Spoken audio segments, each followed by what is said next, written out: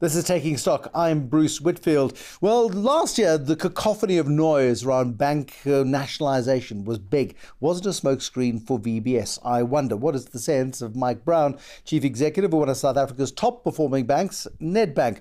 Was this bank nationalisation ruckus all about VBS, do you think? Or is there a real political agenda at play in terms of nationalisation of banks?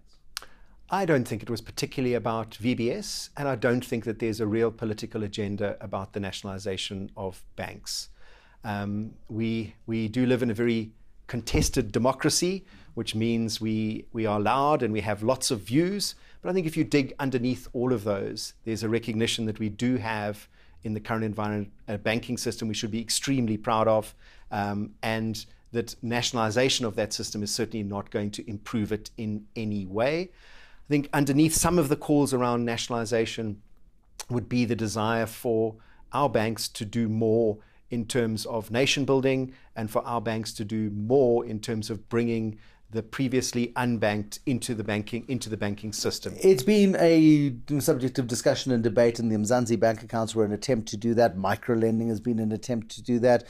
All that's happened is poor people have got themselves done over quite hard in some cases, dealing with unscrupulous lenders and really coming quite short when it comes to dealing with the financial system. Are you surprised that there is that much aversion to private sector monopolies or oligopolies, if you like, in the financial sector?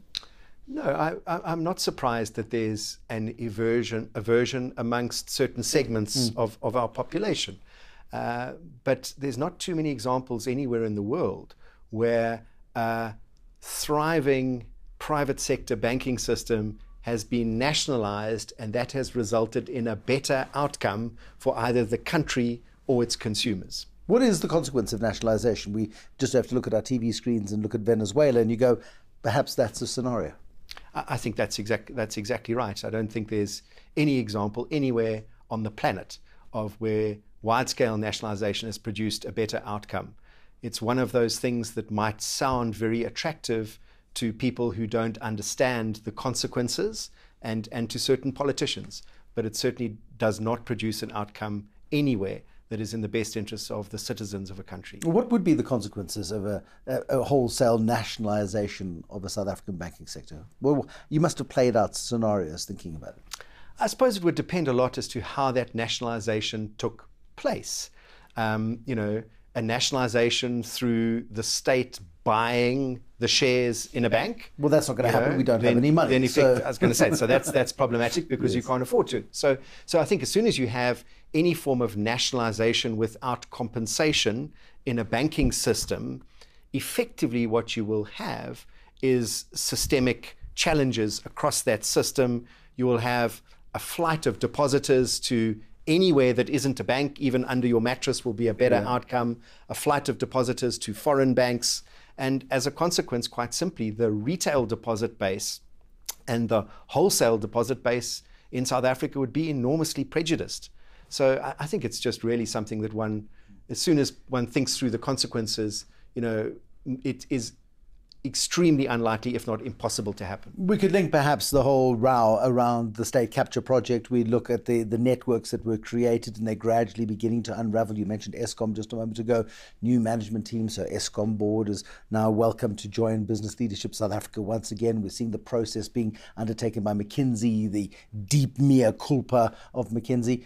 There's an organization that, although you still will do business with KPMG because of the title of mutual, McKinsey's a business with whom you're not doing business anymore, isn't it? Yeah, that's right. So we've done a lot of business with McKinsey's over the years. They've actually been, we think, an excellent management consultancy to Nedbank, and they've done really good work for us. But we took a decision during the course of last year not to enter into any new work with McKinsey's, and that decision is still in place today as we watch the McKinsey's process play out. And I'm sure at some stage in the future we will review that decision again, but right now we're not entering into any new work with them. And are you certain that the projects McKinsey did for you were above board?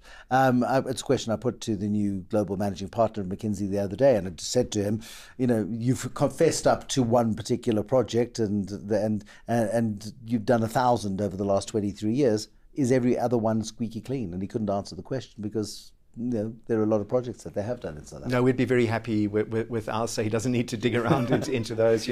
Certainly whenever we run these sorts of projects across the bank, we have very high levels of governance and oversight around all of them.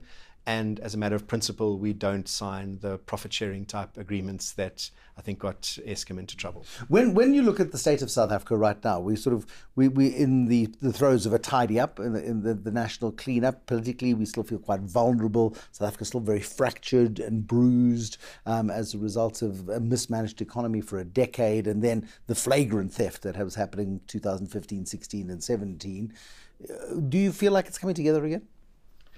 I do think it is coming together again. I think about it on a continuum where we are right now is what I refer to as the early stages of a political turnaround.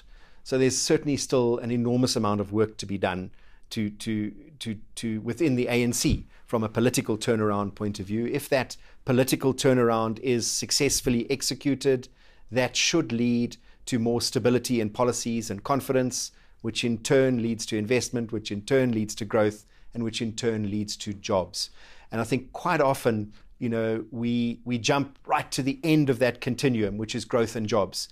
And we get really worried when the Q1 GDP number comes out at minus 2.2, whereas actually where we are, we're at the beginning of that continuum, which is still in this political turnaround and the inevitable tussles and noise that's going to go with that. Barack Obama was here for Nelson Mandela's 100th birthday celebrations, and he was talking about the world needing, and for South Africa particularly, this principle of inclusive capitalism. It's catchy. Don't know what it means really, but it's nice and catchy. I mean, it sounds better than radical economic transformation. It sounds better than many other things. Is it possible to have this principle of inclusive capitalism? I think it very definitely is. It sounds a little bit like the inclusive growth story that we've been talking about as business in South Africa for so long. And if you think about businesses over time, I think have become way too short-term focused to the detriment of long-term sustainability. And that long-term sustainability does require businesses and leaders in businesses to be really concerned about the societies within which they operate, the social fabric of those societies, because it's very hard to run over time a successful business in an unsuccessful society. So I absolutely think that inclusive growth, inclusive capitalism, conscious awareness are absolutely vital for businesses and countries to be sustainably successful over time, particularly in an environment like we have today, where things like technology are making the gap between the haves and the have-nots even larger than it's previously been. And that technology has also got the opportunity to close the gap, and it's also a potential disruptor for South Africa's banking sector. For decades, South Africa's banking sector has been dominated by the so-called Big Four. It used to be called Barclays Africa, but now it's ABSA. There's Standard Bank in there, of course, the First Rand Group with FNB and Nedbank. 20 years ago, Capitec started, was the also Rand, and is now a severe contender, especially in retail banking. Investec has been there. And in the next 6 months, we're likely to see the emergence of 2, maybe 3 more digitally focused banks. Discovery is working on its banking platform. Michael Jordan, ex-CEO of FNB, is working on his. Time Digital has hit a bit of a wobbly, and Mark Barnes has gone very quiet on whether or not the Post Bank can ever really compete on a retail basis. More on that, the competitive environment, in a moment.